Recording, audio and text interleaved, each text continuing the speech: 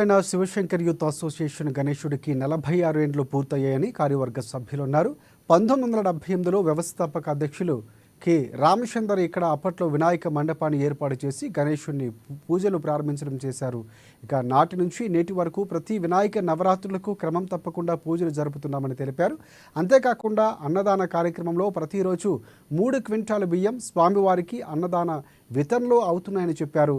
ముఖ్యంగా ఇక్కడ ప్రతి ఏటా స్వామివారి మండపం వద్ద కుంకుమార్చన కార్యక్రమం జరుగుతుందని వెల్లడించారు.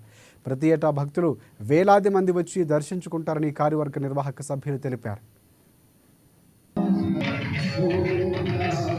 శివశంకర యూత్ కల్చరల్ అసోసియేషన్ మేము స్థాపించి 39 సంవత్సరాలైంది. 39 సంవత్సరాలుగా మా అసోసియేషన్ మెంబర్స్ అందరం కూడా ఇక్కడే కలిసికట్టుగా ఉండి వినాయకుడిని ఇక్కడే స్థాపించుకొని ఇక్కడే ఖైరతాబాద్ వినాయకుడు మరి మా వినాయకుడు ఒకే కళాకారుడు చేసేవాడు. స్వర్గస్థులైనాక కొన్ని రోజులు మేము తీసుకొచ్చి పెట్టాం. ఇప్పుడు వారి ఆధ్వర్యంలో జరుపుకున్నాం. మా అసోసియేషన్ ప్రత్యేకత ఏమిటంటే సంవత్సరం నిత్యాన్నదాన కార్యక్రమం నిర్వహిస్తాం. అలాగే కుంకుమార్చన కార్యక్రమం నిర్వహించుకుంటాం.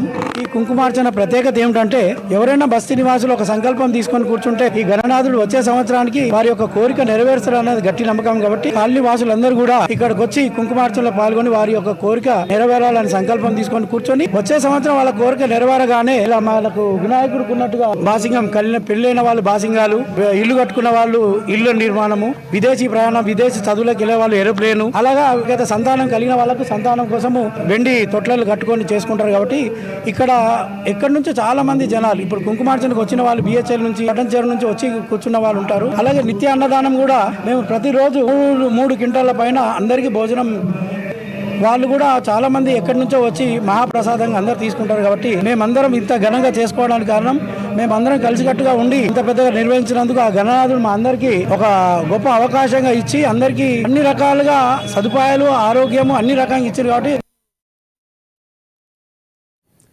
గణపతి పండుగ